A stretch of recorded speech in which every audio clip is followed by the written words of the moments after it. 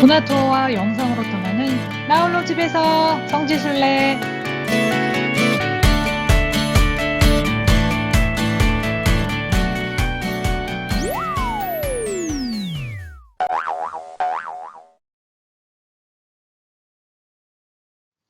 안녕하세요. 오늘 순례하실 곳은 가나의 혼인잔치 기념 성당입니다.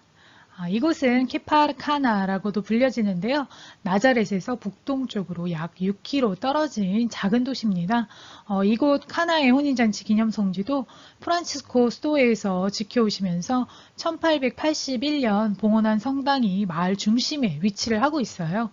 이후 몇 번의 보수가 있었고요. 고고학 발굴 작업과 함께 초세기 유대교 시나고그, 이 모자이크, 무덤 등이 발견이 되기도 했습니다. 현재 모습으로 대희년 2000년이었죠.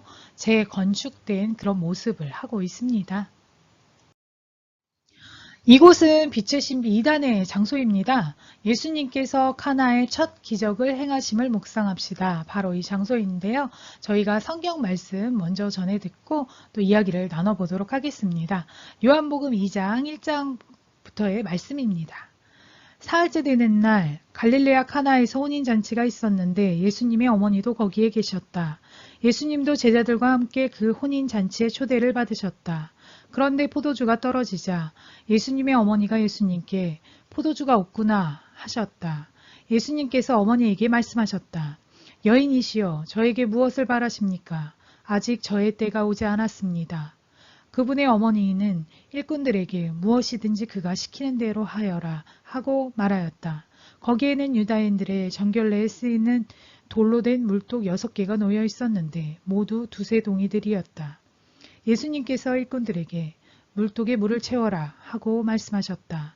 그들이 물독마다 가득 채우자 예수님께서 그들에게 다시 이제는 그것을 퍼서 과방장에게 날라다 주어라 하셨다.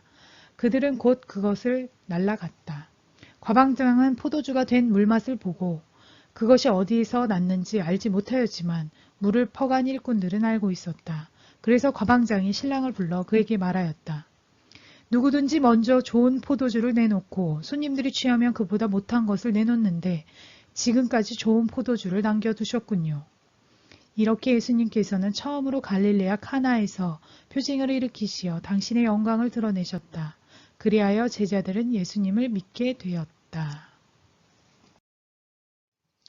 그때 당시 유대인들의 결혼 풍습을 보게 되면요. 혼인 예식은 먼저 약혼식을 하게 됩니다.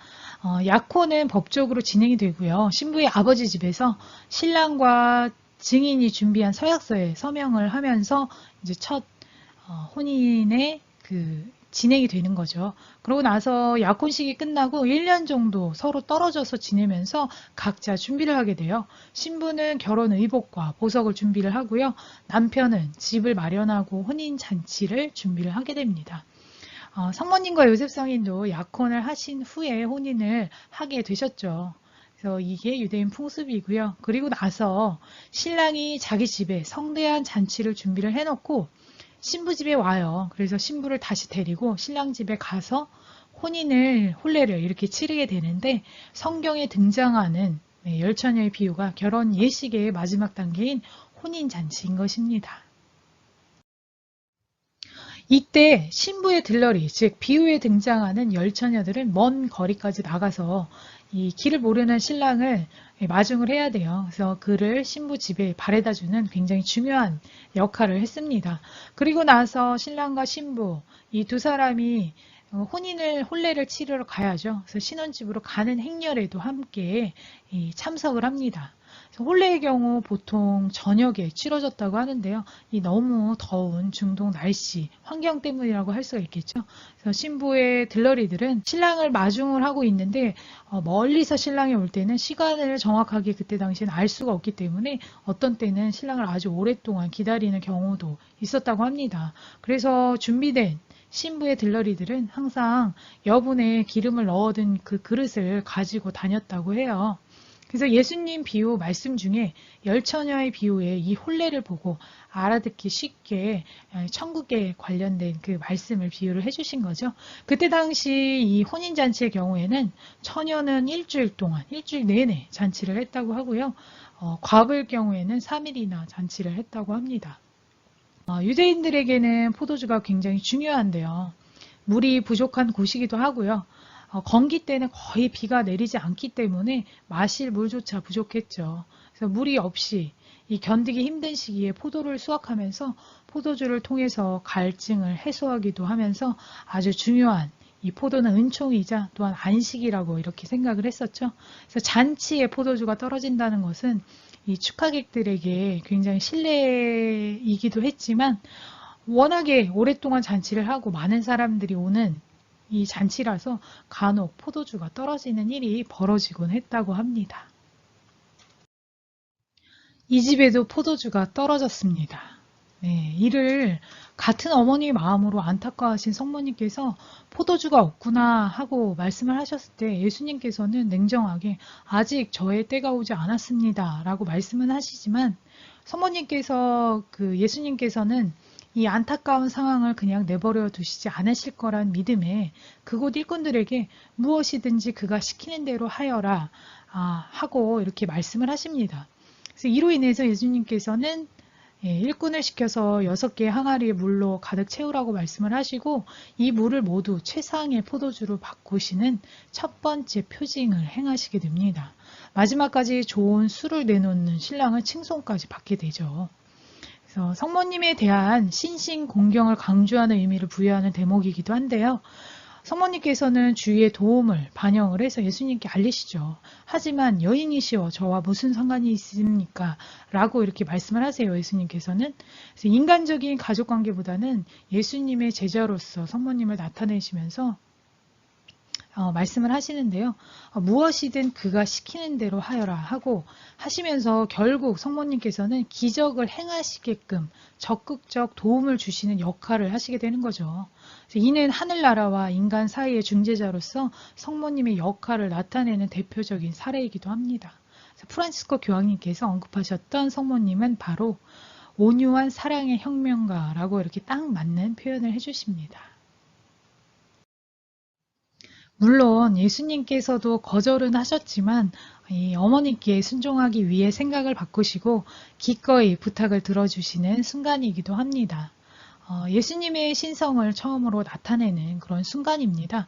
그래서 또한 혼인잔치는 이 혼인의 기쁨과 잔치의 흥겨움으로 이 하느님 나라를 비유를 하기도 하지만 어떻게 본다면 물을 그리스도의 피의 상징인 포도주로 바꾼 것이기 때문에 예수님에 의해 새로 맺어질 새 계약의 시대를 시작하게 되는 것을 이야기를 합니다.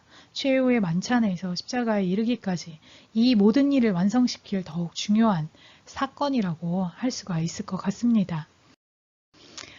이 혼인잔치 기념성당에서는 많은 순례자분들이 이곳에 가셔서 혼인갱신 서약을 하시기도 합니다. 그래서 부부끼리 오신 분들은 특별한 은총의 순간이겠죠. 네. 오늘 프란치스코 교황님의 강론 중에 성모님께서 주신 귀중한 유산의 말씀이시라면서 이런 말을 하셨어요. 자, 이미 혼인잔치는 우리 삶 안에서 시작이 되었습니다. 오늘도 성모님께서는 우리 모두에게 말씀을 하십니다. 무엇이든지 그가 시키는 대로 하여라. 네, 오늘의 순례는 카나의 혼인잔치 기념 성당이었습니다.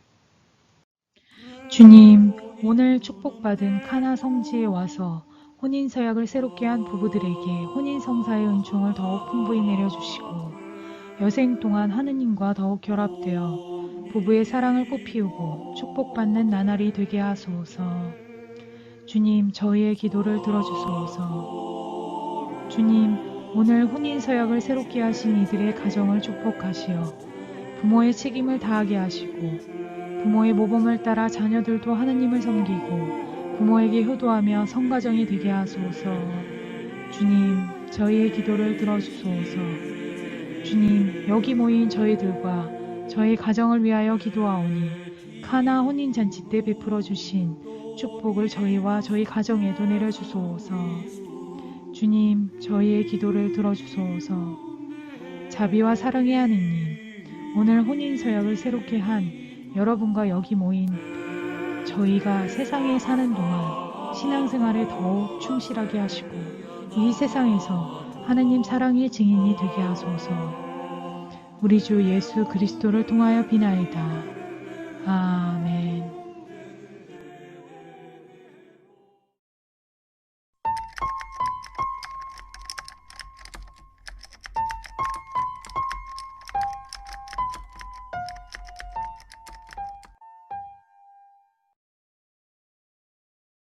품격 있는 순례를 위한 준비는 나홀로 집에서 성지순례 구독과 좋아요 놓치지 않을 거예요.